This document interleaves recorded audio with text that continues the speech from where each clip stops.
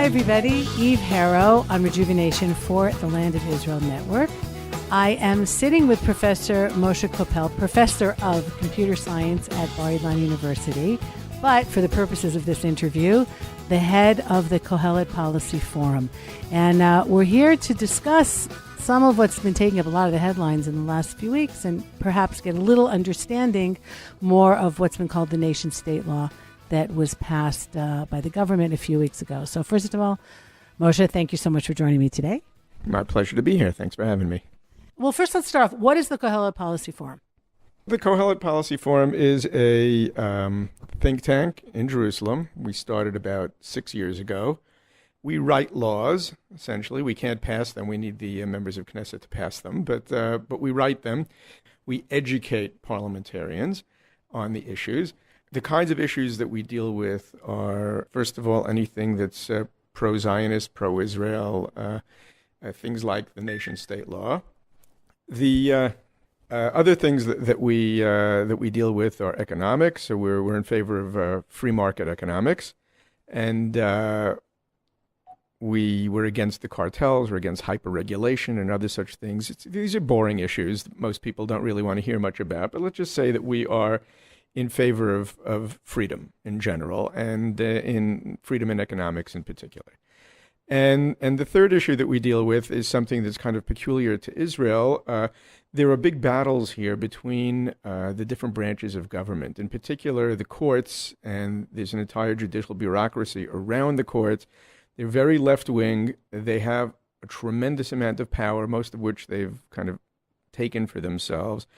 And we try to redress this imbalance of power between elected officials and the courts and bureaucrats who are not elected. Is that a problem for any democracy? Like, is that a problem, let's say, in the United States as well? Any situation where you have some form of checks and balances, that at one point one of the sectors is going to try and grab a little more of the power for themselves, or is this a particularly Israeli problem? Well, this is, of course, a general problem. If you look in the United States, for example, now the court is turning more conservative as a result of some recent appointments to the Supreme Court.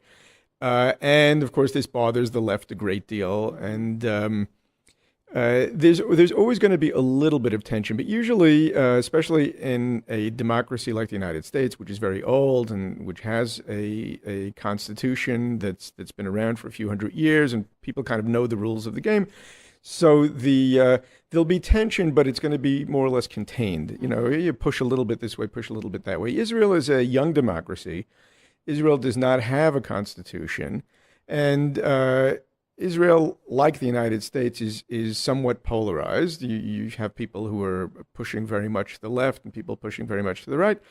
And the tension here between the courts and elected officials and the other branches of government is actually considerably greater than it is in the United States. This is mostly because of one person. His name is Aharon Barak, and he was the Chief Justice of the Supreme Court for a long time. And during that time, he's really a bit of a megalomaniac. He completely changed the relationship between the courts and the other branches of government, taking a tremendous amount of power for the court. And that's one of the issues that we work on a great deal.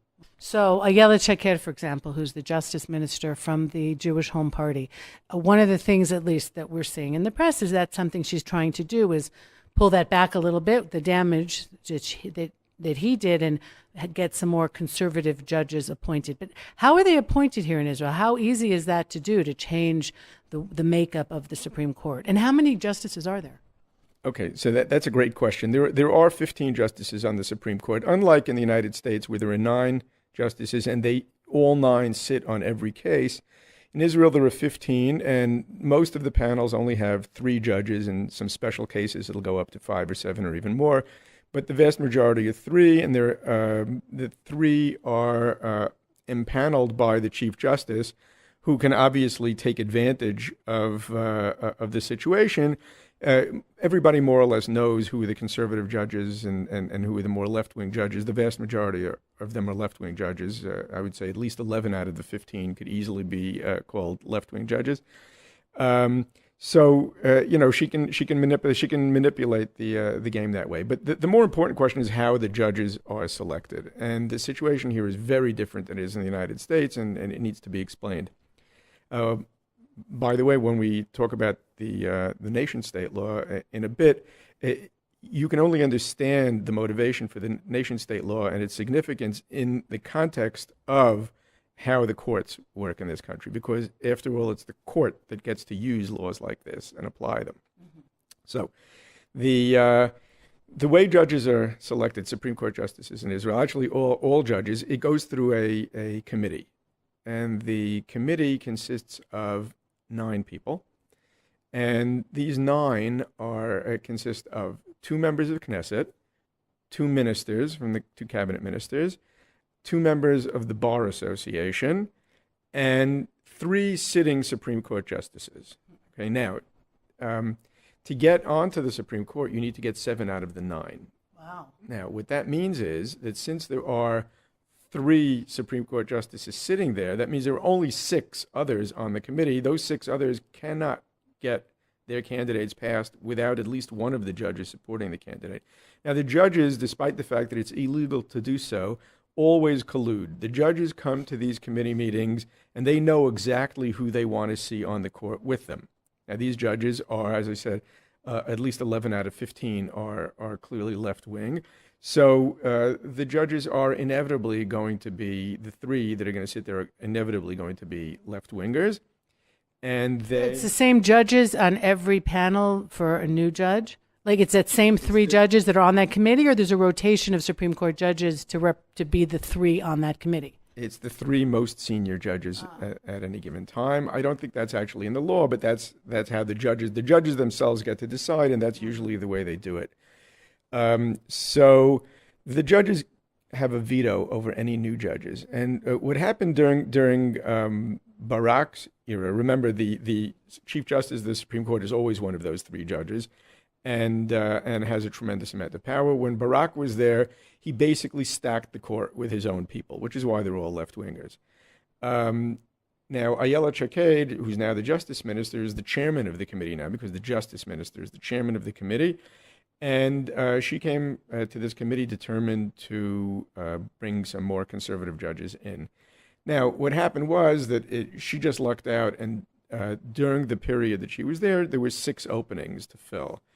Now, she also had a veto. She played it right. This isn't inevitable. The judges will always have a veto because they have 3. She, as the Justice Minister, she had another minister, and she had at least one of the members of Knesset. The members of Knesset usually are one left-winger and one right-winger, because one's from the opposition traditionally, and one is from the coalition. But in this particular case, she had a very good arrangement.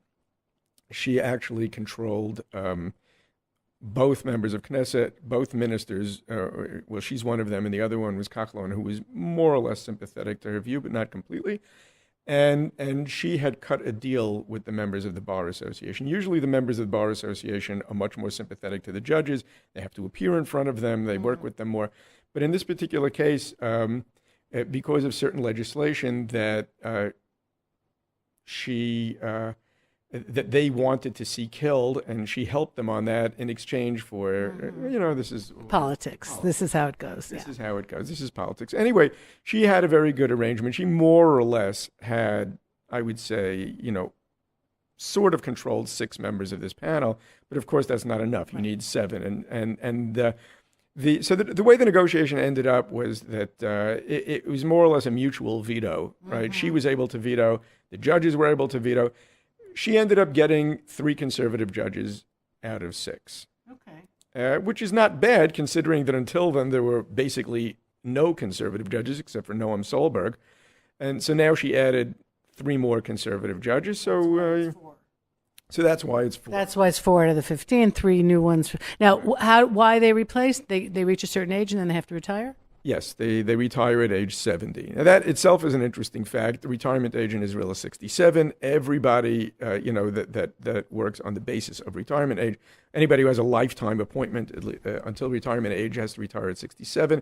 Judges are an exception. I think this is an exception that should be changed. Mm-hmm. And I think that in the horse trading that goes on over here, I think one of the threats that Ayelet Shaked should keep hanging over the judges' heads is that there's no reason why their retirement age should be 70 and not 67. I think that would get their attention. How would that be changed, though? That has to be passed by the Knesset, or just like a simple the court itself? No.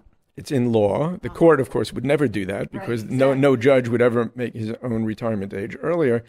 But this is a law of the Knesset, and the Knesset could change this law. Of course, the way things work around here is anytime the Knesset passes a law that the judges don't like, then the judges decide that it violates some general principle of democracy. So, for example, like making the judges' retirement age earlier would undoubtedly result in a petition to the court, which I suspect the judges would look upon very kindly. Mm-hmm.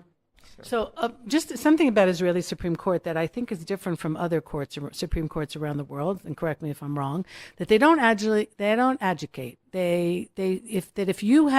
If somebody feels that they didn't get a fair trial, they can take it to the Supreme Court, who will review if they got a fair trial. Or the other thing that the Supreme Court does is if there's a law passed by the Knesset that someone feels somehow impinges on their rights, they can take it to the Supreme Court. Is that true, or does the Supreme Court actually sit on cases itself?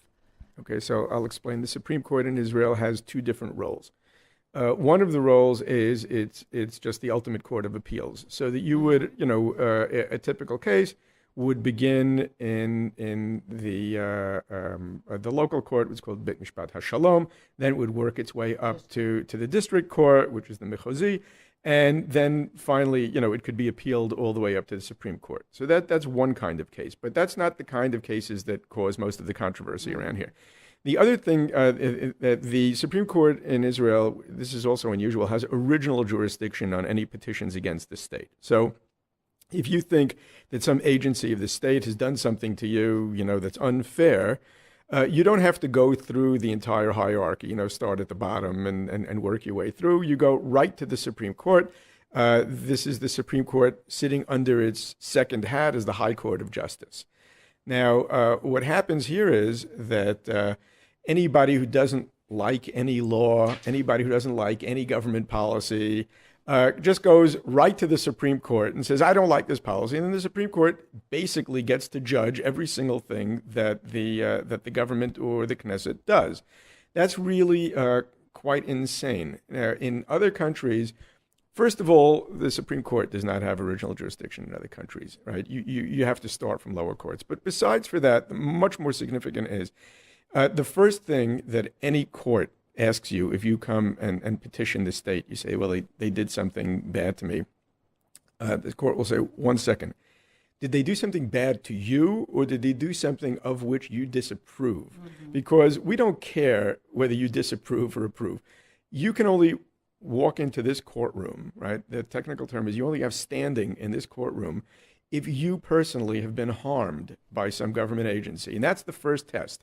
And every country in the world, that's the first test, right? The standing test. Now, some countries almost all countries are quite strict about this. If you take Canada, for example, Canada is maybe the most liberal apart from Israel. There are certain circumstances under which you can convince the court in Canada that you represent some sector of the public in some reasonable way. But even there, it's restricted, it's limited. In Israel, any guy can walk in off the street and say, I don't like that policy. The court does not even ask you about standing. It just doesn't even, the question doesn't arise. The second thing that happens in any court is there's a justiciability test, okay? You go to any court anywhere in the world, the first thing, for example, in the United States, they say, well, is this a political question? If this is a political question, meaning to say that it's expressly the authority of other branches of government to deal with this matter, then we don't get involved in political questions, right? The whole idea of judicial review of government actions begins in the beginning of the 19th century in Marbury versus Madison, in which Justice Marshall said, well, yes, the Supreme Court does have the right to review actions by the government, but only if it's not a political question. There's been a lot of jurisprudence since then defining what exactly that means. But in Israel, Barak just threw the whole test out the window. Basically, Barak said everything is justiciable. That's his famous saying, Hakol Shafit. Everything is justiciable, including questions of war and peace, which are, the most standard political questions that you could imagine. So isn't this the crux of the issue here, that the Knesset is the elected body? So the Knesset, to the best of our ability, represents the people, and the Supreme Court represents the Supreme Court. So if the Knesset passes a law, ostensibly the will of the people, or the majority of the people, and then the Supreme Court cuts it down, so where's the democracy here? Where do the people have their say? In the end, the real power in this country is in the hands of the Supreme Court? The answer is yes, but it's actually much worse than that. The Supreme Court, there are other checks and balances on courts in other countries that do not exist in this country. One of them is, supposing that the Supreme Court is asked to strike down a law or to rule unconstitutional some decision made by the government. Well, the question is, on what grounds can you do that? Okay, so in every country, if somebody acted out of the bounds of their authority, well, surely everybody would agree. The court can come in and say, no, that's not your authority, right? Your job is to collect the mail. So if you decided on the side, you were also going to be a doctor. Yeah, you can't do that. That's out of your authority. But in Israel, anything that the court deems unreasonable is something that it can act on, that it can review on the basis of reasonableness. Now, the United States also has this, for example, government actions that are arbitrary and capricious, is the famous phrase. There can be intervention. There are different kinds of cases. Sometimes the court will use strict scrutiny. They'll be much more strict with the government in terms of what it can do, what the standards of reasonableness are, and so forth. But in Israel, this whole notion is out the window. The courts will just kind of look at some government decision and say, well, we don't agree with that. We'd have done it differently. Just this past week is like the craziest example. There was some members of Hamas family that wanted to come into Israel to get medical treatment. Now, of course, Israel has no obligation to anybody outside the country to let them in to get medical treatment, okay? And in this particular case, the minister, whose job it is to make the decision on whether or not they could come into said no. Now, the court actually, somebody petitioned the court on this, and the court ruled, no, well, we disagree with you. We think you should have let them in. You have no right to not let them in just because they're family members of, Hamas people. Or don't have insurance in Israel, if you just want to get practical and not even talk about the fact that why should we be treating our enemy? But let's leave that aside for a second. No, but in this particular case, that wasn't an issue because there was a hospital in East Jerusalem that was willing to treat them for free. So it wasn't an economic issue. But the point is, of course, it is the interior minister's right. It's to decide whether or not he's going to let them in or not. It should not be reviewable. Now, this isn't the first time. There's an explicit law with regard to residency in Jerusalem that if you are a terrorist, the interior minister has the he is the one who decides whether or not you can be granted, residency in Jerusalem. It's explicit in the law. That is his authority to decide, right? It even says in the law, lefi shikul dato, according to his own judgment, right? So the law, the legislature was very clear that it wanted the interior minister to make this decision.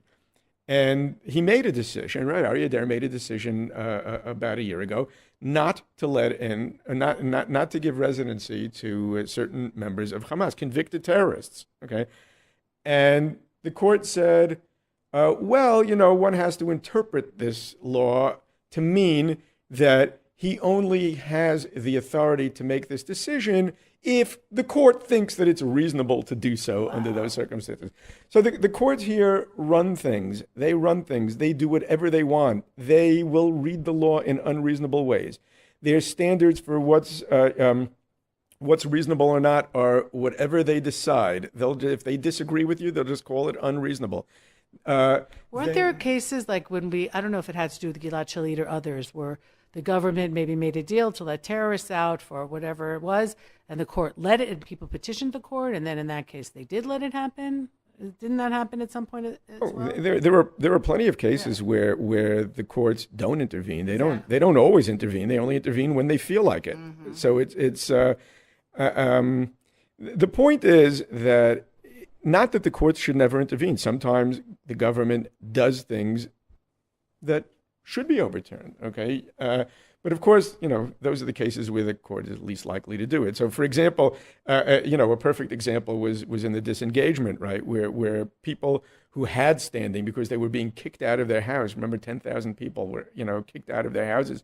Talking about Gaza in 2005, yes. and the Jews getting thrown out, and the whole thing being given over eventually to Hamas. Correct. Yes. So there, the courts were called on to intervene, and the courts, of course, did not intervene. They said, "Well, this is a political question, So the court, does as is convenient for it. I should point out that in that case, the courts did throw a bone to the people who went out, who were kicked out of their homes. Then they told the government that part of the compensation package should be improved. So they threw a bone. But the point is, like putting a bow on a bag of garbage, kind of. Yeah. Sort of. If the government, according to law, tries to throw a terrorist out of their house or out of the country or whatever, the courts will tell you, no, you can't do that. But 10,000 people being thrown out of their own homes, well, the government decided, this is a democracy. And if the government decided, they decided.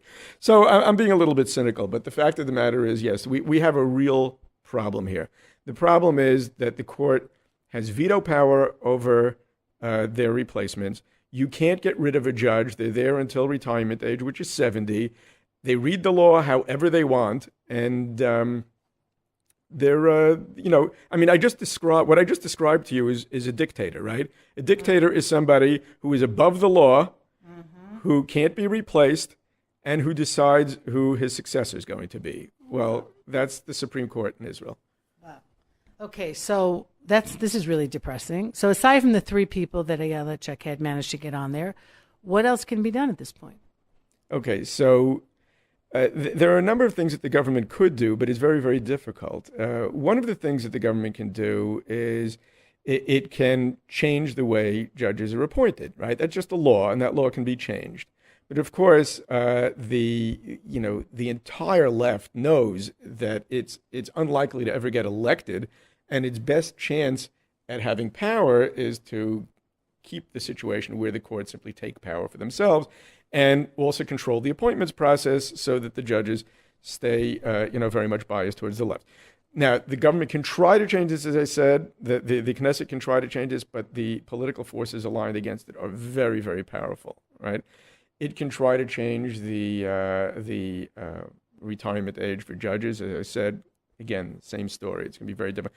The government can try to put in law rules for standing. Who can petition the court and who can't. That's also very difficult. And any one of these laws, though, the Supreme Court can strike down. That's correct. The Supreme Court can strike it down. Now, until now, I would have said, you know what? If the government is really serious, if the Knesset is really serious, what they could do is they could try to pass a basic law. And now we're getting closer to the nation-state law. The way it worked, when did the court start striking things down? The court, until the 90s, never struck anything down. It was 1993. It was the first time that it ever struck anything down. And that was because in 1992, two basic laws were passed, freedom of occupation, meaning freedom of business, and the other one was Kvod Adam V'Cheruto, or the dignity and freedom of man. The dignity and freedom of man was a basic law, meaning that it has higher status than regular laws.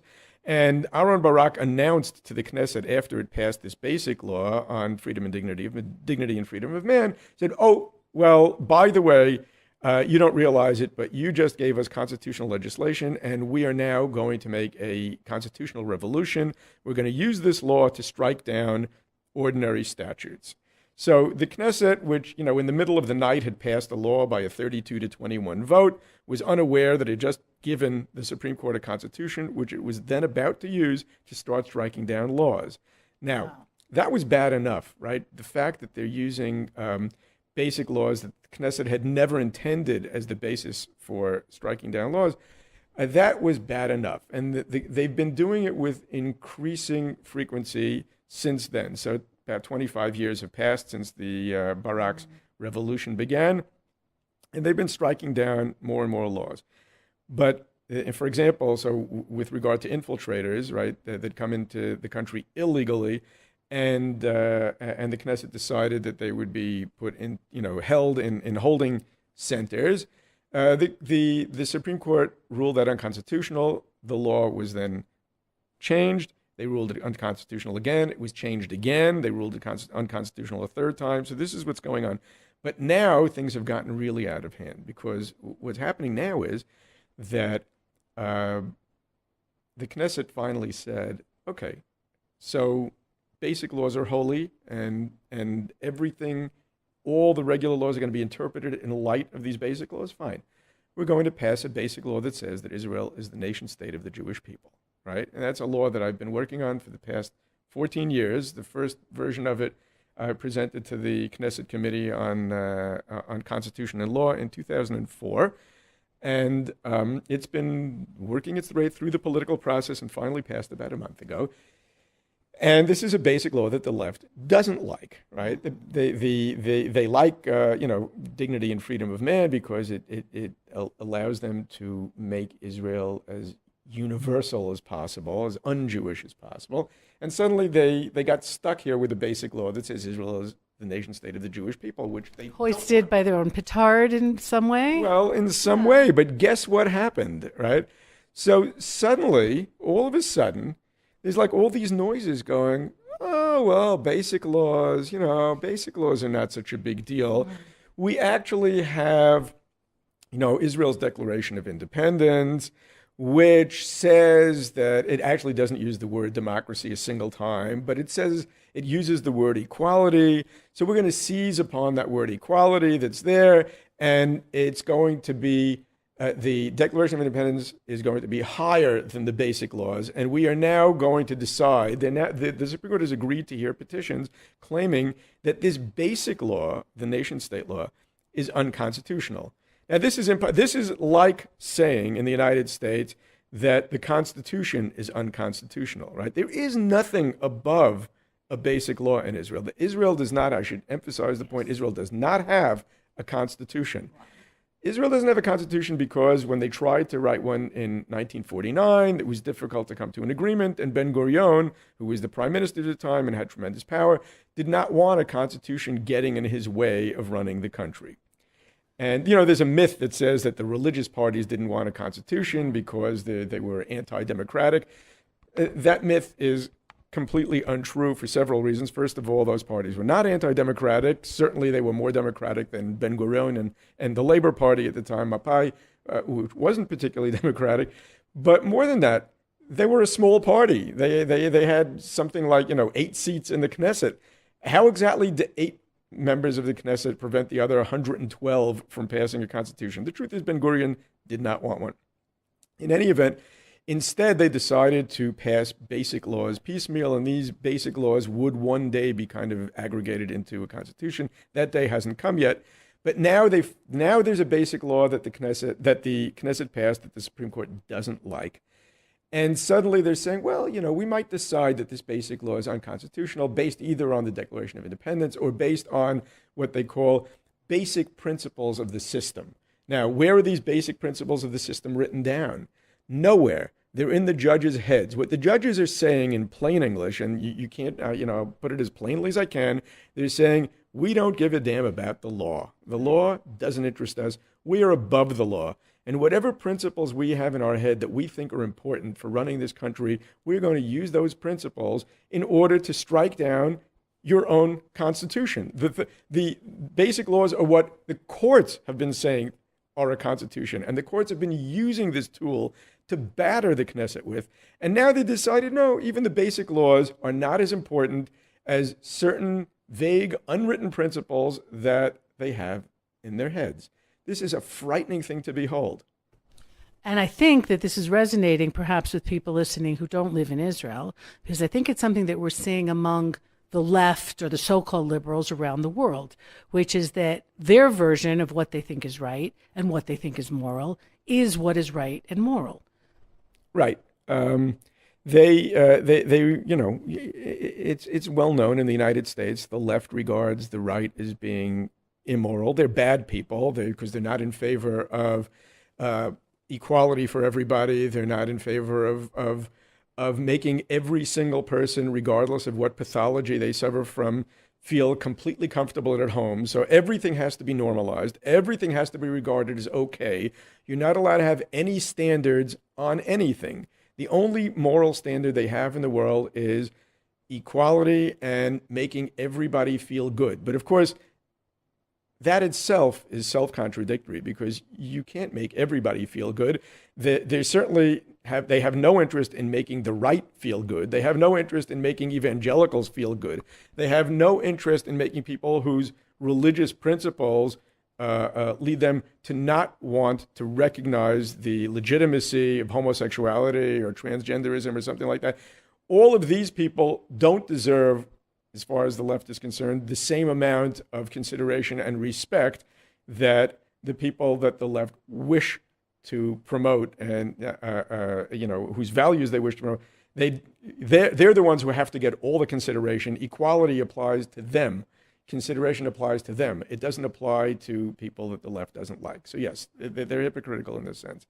Although, as far as I'm concerned, hypocrisy is not such a terrible thing, but we can talk about that later. Yeah, I'll tell you exactly why I say that. What you see sometimes is people who are weak, right? For example, I sometimes gossip, right?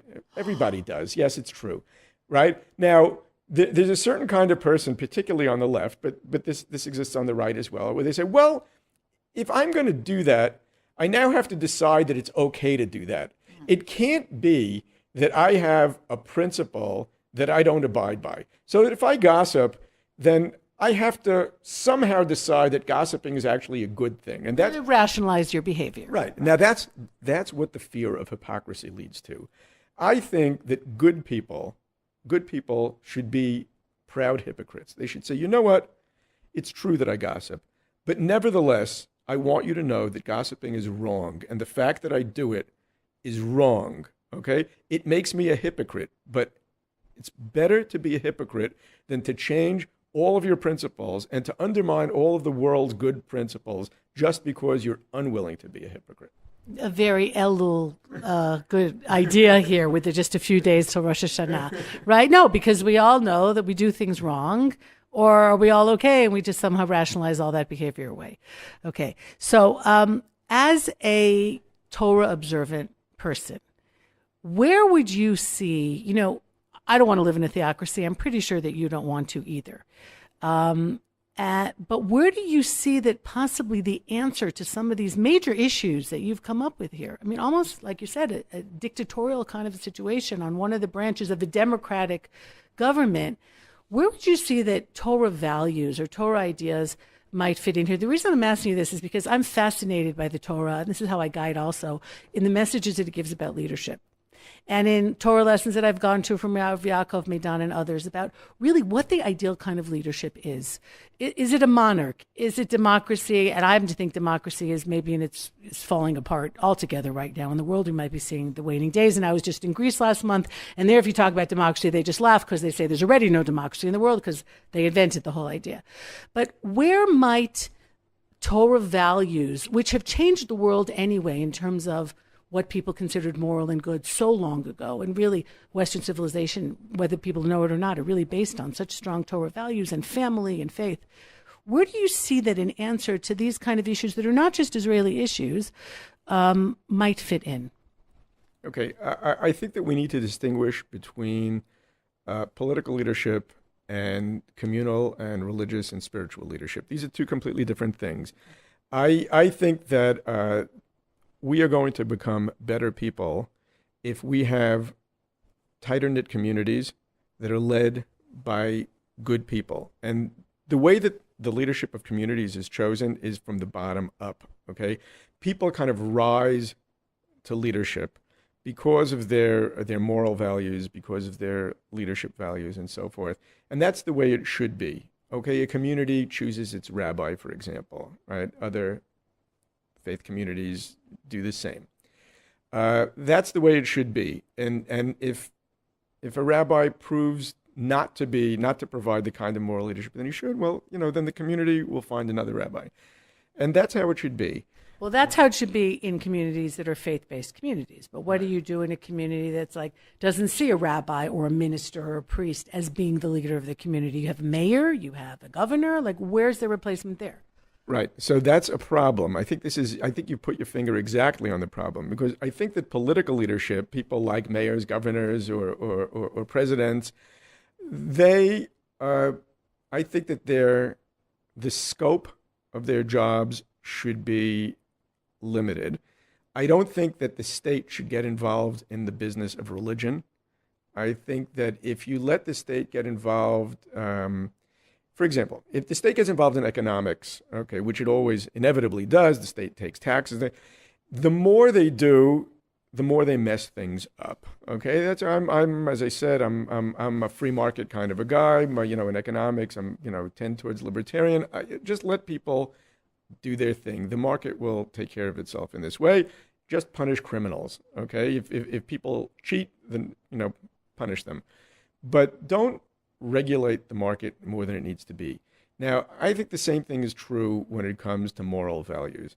I think that abortion is a terrible thing. I think euthanasia is a terrible thing. I think that if we want to talk about things in Israel, I think it's a terrible thing that people don't keep Shabbat, and I think it's a terrible thing that people don't keep kosher, right? But I don't want the government getting involved in this stuff, okay? Those are not the right people for this job. The minute you get the state involved in this kind of thing, you have the wrong people doing it, and they come to the wrong kinds of decisions and the wrong kinds of laws. And not only that, but the whole idea of religion is that it comes from people feeling that this is something they want to do. And the minute a secular state foists these things upon them, on the contrary, it causes all kinds of resistance to these things. And even the people who genuinely want to do it suddenly feel put upon, and it's not free exercise of religion. So I think we have a real problem, and the problem is as follows. We have political leadership, and they do too much, if you ask me. I'd rather see them do less. But I want to see that vacuum filled by leadership in voluntary communities. I want to see a community like we have here in Efrat, where you decide that this is the kind of community you want to be in, and that this is the kind of life that you want to live, and you live by the community standards because you chose them. And if you decide that that's not really the way you want to live, you'll go somewhere else and you'll live in a different community, or the community, if the community decides that its leader is not serving it the way it wants, well, then you'll find a different leader. That's the way it should be. Now, your question is, wait a minute, but there's a gap here. Okay, there are all kinds of people who are not members of any kind of a faith community, religious community, spiritual community. They're not. And they look to the state to fill this gaping hole in their lives. And it's a mistake. The state is not going to fill that hole in your lives. You need to find a community that you want to belong to. And there are just too many people for whom there's me. It's just about myself. It's all individuality. Nobody should tell me what to do. No rabbi should be a leader for me because it's all about me.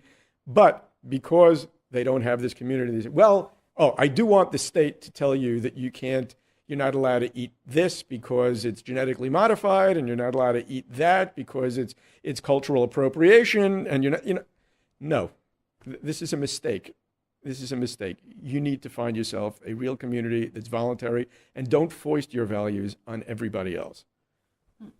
So do you feel, to get back to the question, do you feel that the Torah, and I'm not talking about religion, I'm making a very clear distinction here, because everybody's always labeling themselves, and I'm this, and I'm that, and I'm not this, and I'm not that. I'm talking about Torah values, meaning values of family, of faith, of just look at the Ten Commandments, of the basics of being good people. Do you think that should take more of a role here, but not in terms of coercion? I'll tell you this, because this is something that I've been going over for a long time.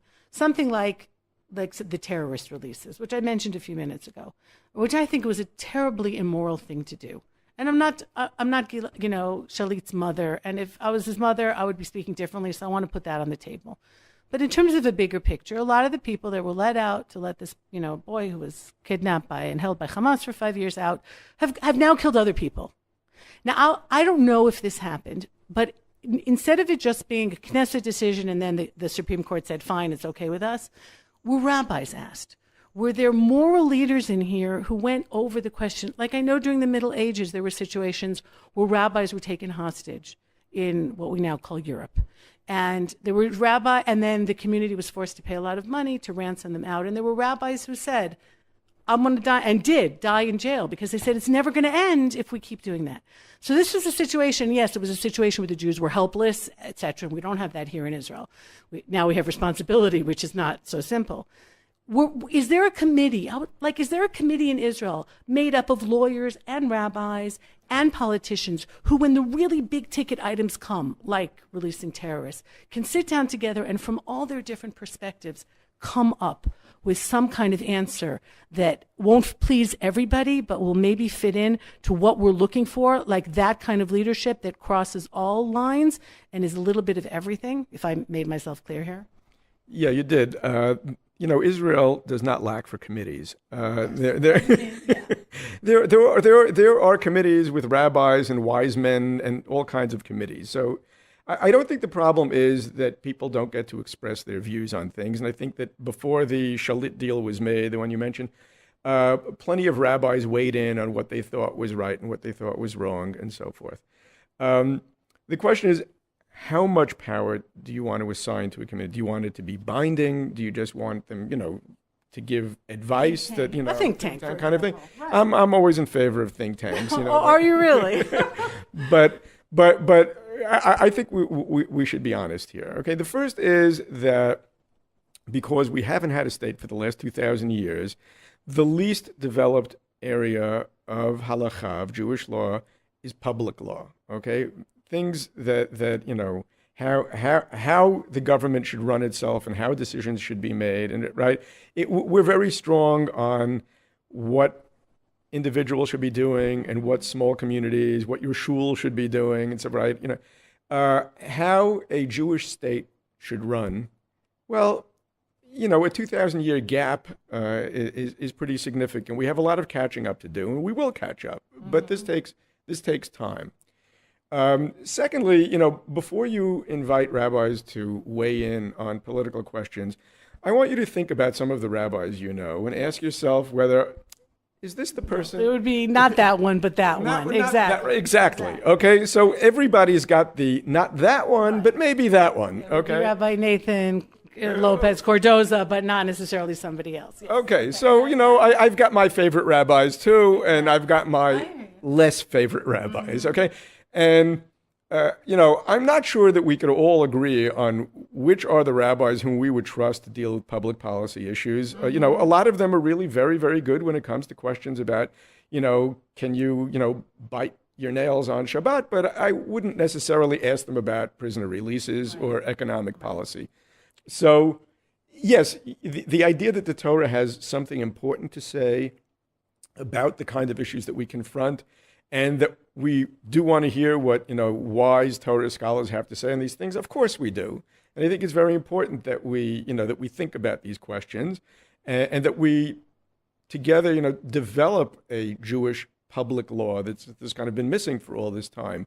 But we're not there yet. And I wouldn't want this kind of thing to be binding, any time soon. Well, is that something that the Kohelet Policy Forum, your think tank, is reaching for, perhaps? Like you're saying, this idea of public halakha or public law is a niche that we're missing. And sometimes, we talk about the two planks of the state being Jewish and democratic. At some point in time, and it may be coming closer, then we're going to have to make a choice between one or the other. Right now, it seems to be leaning towards the democratic side, but maybe at some point, because what you're describing here is not a democracy anymore, not when it comes to the Supreme Court and the power that they have. So where is this going, and where do you see the work that you're doing here? And if you're behind this nation-state law, as you said, so you're already making a very big impact. I mean, that means you've been in the headlines for the last month, and demonstrations with the Druze, and and I'd like to hear also from you if you think that the law maybe should have anticipated that. That some of the minorities who are loyal to the state would be upset, but aren't Jewish or loyal to the state. So personally speaking, if you could put the Kohelet Policy Forum 15, 20 years from now, is that a place that you would like to see it go? And, who else is with you on that? Okay, so a couple questions here. Right. So let me just clarify what it is that we do at Kohelet. What we do at Kohelet is as I said, first of all, we deal with economic issues which are, similar in Israel or in any other country in the world. We try to deal with hyper-regulation and cartels and that kind of thing. And we deal with the division of powers between the different branches of government, which are the kinds of things that you have in other countries as well, except in much more extreme form in Israel because of its history. Now, with regard to the third thing that we do, what does it mean for Israel to be the nation state of the Jewish people? So we are pretty careful over here to try to keep this as consensual as possible. And we understand that, the country is divided between approximately equally between those who define themselves as being religious or halakhically observant, those who regard themselves as being traditional but not strictly halakhically observant, and those who regard themselves as being secular and not observant at all. Okay, we could quibble about which is the biggest group, but in any event, if we're going to talk about a consensual meaning of the phrase "Israel is the nation state of the Jewish people," we're not talking about halakha at this stage. We're not talking about what does the Torah have to say about public law. What we're talking about are the kinds of things that you find, in fact, in the nation-state law, which maybe I should mention what they are. The kinds of things in the nation-state law are that Hebrew is the national language, the flag has the Magen David, the Star of David on it, that the national anthem is Hatikva, all things that are actually well established, but were never in a basic law before. That Israel very much supports its relationship and will cultivate its relationship with Jews all over the world, Jews in the diaspora, and will come to their aid if necessary, and will support Jewish culture in the diaspora, and welcomes Aliyah of Jews from all over the world. These are the kinds of things that are very consensual, and that's the kind of thing that's in the nation-state law. We'll also support Jewish settlement, which was a term that blew everybody out of the water there. What does that mean? Right. Yeah. So the word Jewish settlement, because people associate it in their minds with settlements, right, which is the less complimentary word for Jewish towns in Judea and Samaria. So yes, people immediately associated with that. In fact, the idea of hityashvut Yehudit, which is the phrase there, which has been translated as Jewish settlement, simply refers to something which is one of the basic values of Zionism, right? We want Jews to come to Israel, and we want them to settle the land.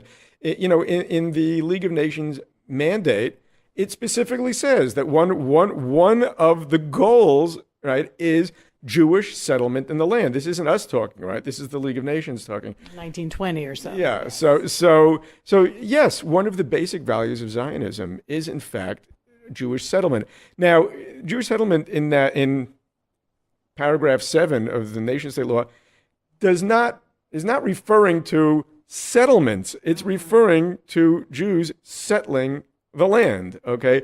Now, it doesn't talk about the borders there, just like every other law in Israel does not mention the borders of the state of Israel.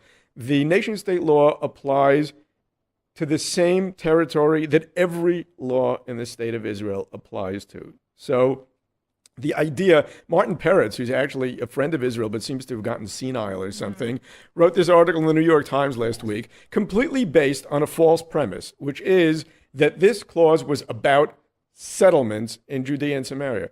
It wasn't.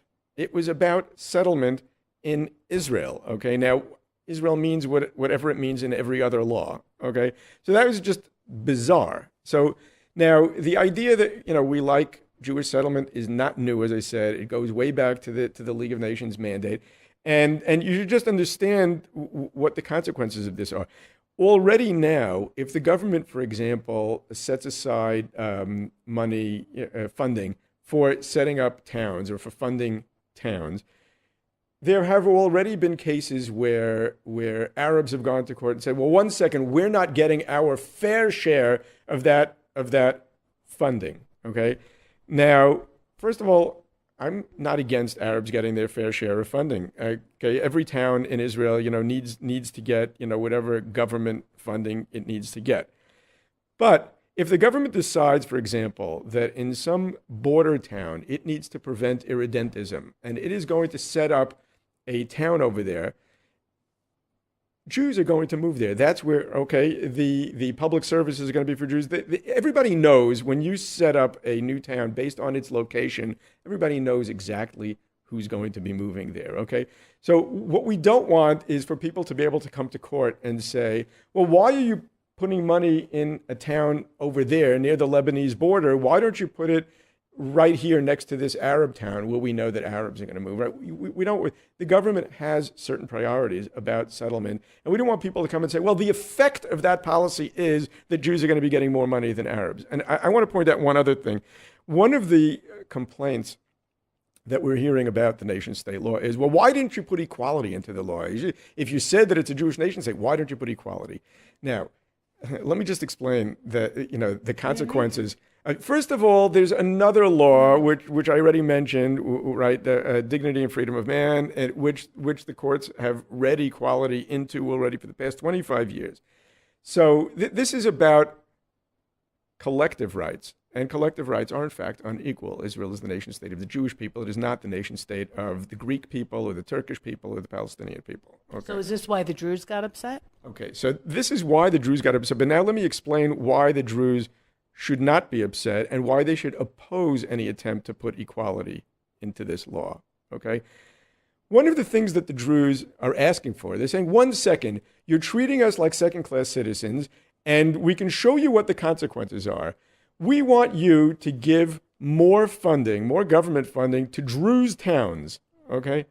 Now, what they need to understand is that the minute that you put, well, everybody's equal, then you can't give money for a Druze town. What right do the Druze have to say this town is only for Druze, right? Yeah. Okay, that's exactly what you cannot do, right?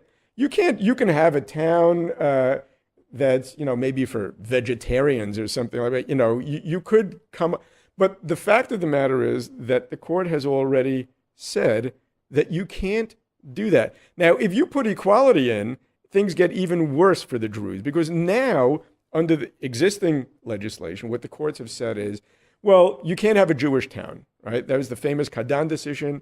The Kadan was a non-Jew, an Arab who wanted to move into a Jewish town, and Katsir.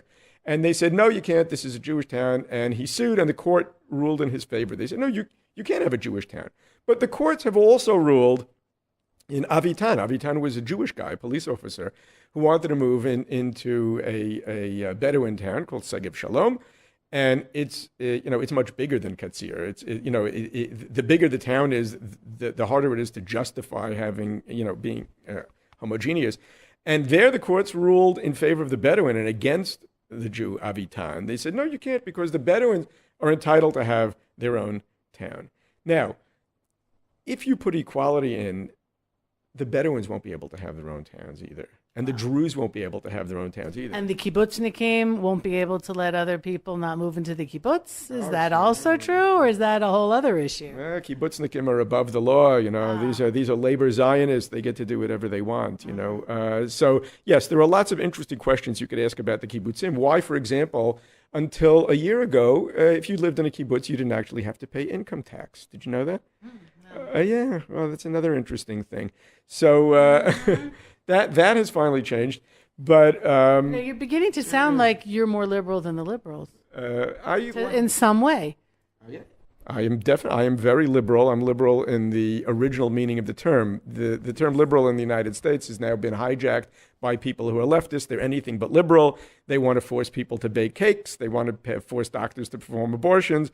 I am not that kind of a liberal. I'm an actual liberal. Yes, I think that the government should not coerce people into doing things that they don't want to do. And I think the government should allow people to set up towns that they want. That people scream discrimination, but the fact of the matter is that in Israel, as I said, Arabs can keep Jews out of their towns. Jews can't keep Arabs out of their towns. If you put equality into the law, well, the Druze can kiss the idea of a Druze town goodbye, okay? And the fact that, for example, in Pekin, which is a Druze town, and Jews have been living there without break since the Second Temple period, you know that if a Jew tries to move into that town, the Druze will not let them, okay? So the Druze are not big liberals either, by the way, just for the record. There's that one family, Zanati in Pekin, but they have no children. So once she's gone, that's the end of the Jews in Pekin, and apparently they've been there for a long, long time. So just to get out, and then,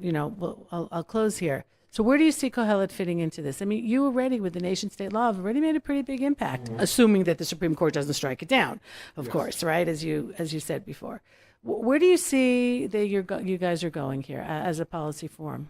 We have a lot of work to do. As I said, first of all, we need to fight against the insane amount of power that the Supreme Court has, and that's we're in the trenches every single day on that. We need to fight against government overregulation and cartels, and we're in the trenches on that.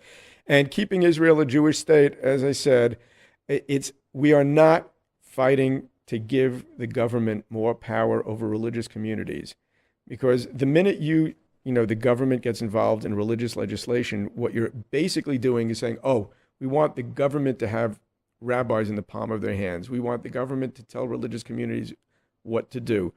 That's not what we want. We want Israel to be a state of the Jewish people. The Jewish people will always be invited to move here, and I call upon all our Jewish friends in the diaspora to come on Aliyah. We have room for you here. We'd love to have you here. And Hebrew is the language. Our symbols are symbols of the Jewish people. I want this to be a place where the government doesn't force Jewish religion on anybody, not on Jews and not on non-Jews, but where it gives Jewish people the freedom to develop their own Jewish culture autonomously, independently, freely. There are people who say, though, that it's already politicized because you have a chief rabbinate. There's no civil marriage here in Israel. The chief rabbinate seems to be inordinately powerful when it comes to kashrut licenses, in terms of how people have to get married, throw someone in jail if he's not the proper rabbi. So are we already there? The concern that you have, that has to be already a bit undone. And there's a lot of people, whom I support as well, who are saying that chief rabbinate as it exists right now is doing the opposite of what you're saying now. It's not giving people the freedom to develop a Jewish culture. It's a special, more ultra kind of closed down Judaism that's not adapting to the times. And we're already there. Yes, I think that the rabbinate has been overly politicized. As I said, when communities choose their own rabbis, they choose rabbis that are appropriate for the community. They choose rabbis who are moral leaders and so forth. When rabbis are imposed upon a community by some committee that's appointed by the government and so forth, that is not going to bring optimal results. So yes, there's a lot of work to be done in that area. Mm-hmm. So is Kohelet working with some of the organizations doing that, or everybody's doing their own thing? There's enough to go around, like Zohar, some of the different religious communities. So we know all of them, but we have a lot of issues on our plate. We try to stay away from issues involving religion and state as opposed to nationality and state. Okay. Our sympathies in general tend towards the Libertarians, so we like to have the government doing as little as possible on these things. But in general, religion and state are issues that we stay away from. One exception is the monopoly of the rabbinate on kashrut. We don't regard that as a religious issue at all. We regard that as strictly an economic issue. Yes, the question is, should there be competition in the kashrut supervision industry, or should there not be competition? There is no religious advantage to having an official rabbinate hold a monopoly over kashrut supervision. That is not a religious issue. It's strictly an economic issue, and by all economic logic, having competition in this area will only improve service and make it more affordable and higher quality. And there's absolutely no economic justification and certainly no religious justification for the rabbinate holding a monopoly in that area. Okay. That's very interesting. All right. Any last words about what you see? It's almost at the Jewish New Year. So what would be your blessing, your wish to see happening in Israel, aside from obviously no wars and everybody should be well and all that? All the states around us should decide that they want to turn their spears into plowshares. That would be just lovely. But getting real, what would you like to see in this next year for our little Israel? Well, I just want to say that I'm extremely optimistic about Israel. And the reason I'm optimistic is that I look at the young people in Israel, a lot of young people in their 20s, working in my office, and they're extremely idealistic, and they're wonderful, wonderful people. And more than that, they get along with each other better than their parents get along with each other. I mean, I have people in my office who come from Haredi families, right? Very Orthodox families. Who come from national religious families, who come from secular families. And I see that they are the kinds of stale arguments that people of our generation are still having. I look at them and I see they're just so past that. Wow. They are so past that.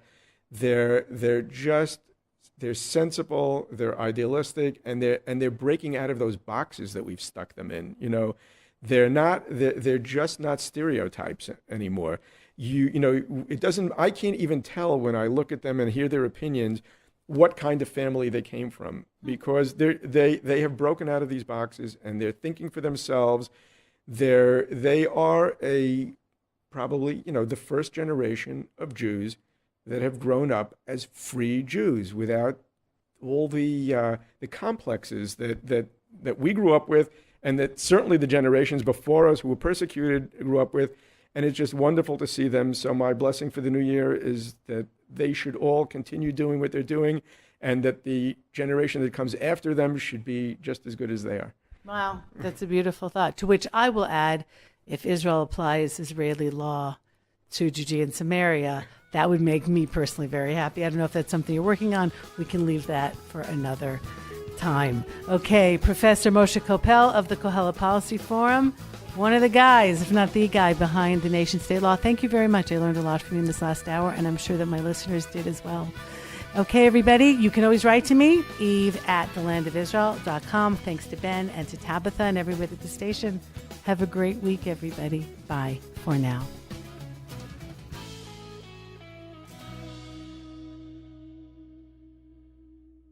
Josh Haston here, host of Israel Uncensored on the Land of Israel Radio Network at thelandofisrael.com. Make sure you check out my show every Monday, bringing you the news unfiltered and uncensored, information that you are not getting anywhere else, especially not in the mainstream media. Israel Uncensored with Josh Haston,